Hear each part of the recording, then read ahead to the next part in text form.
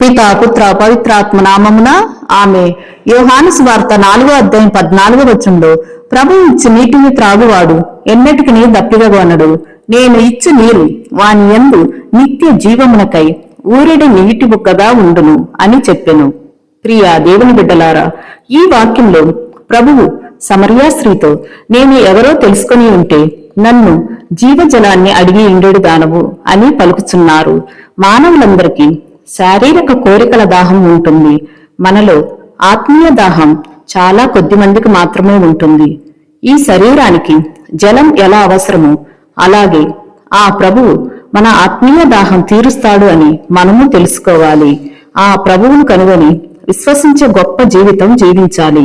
సమరయ స్త్రీ పాపము ఈ లోక ఆశలు ఎలా వదిలివేసిందో అలా మనం కూడా పాపం విడనాడి ఆ ప్రభు వైపు మన హృదయాలు ఉంచాలి. అశాశ్వతమైన ఈ లోక సంపదలు మనకి సంతోషాన్ని ఇవ్వలేవు, పొందుకోలేము. యేసు ప్రభు ఇచ్చే జీవ జలం పొందుకొని ఆ ప్రభు ఇచ్చే కృపను రక్షణను పొందుకునేలా ప్రయాసపడాలి. సమరయ స్త్రీ వలె స్వతంత్రులుగా జీవించి జీవనదులు మన హృదయాల్లో ప్రవహించాలని, ప్రభు మహిమను పొందుకొని ఆయనకు సాక్షులుగా మారి సువార్థికులుగా మారిపోవాలని దాహం మనలో ఉండాలి.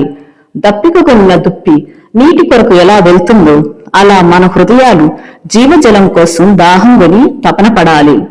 ప్రభువు మన కుటుంబాలకు ఆ జీవజలాన్ని ఇవ్వాలని, ఆత్మీయ దాహం మన జీవితంలో చాలా ముఖ్యమైనదని తెలుసుకుని జీవజలం పొందుకోనాలని ప్రార్థించుకుందాం.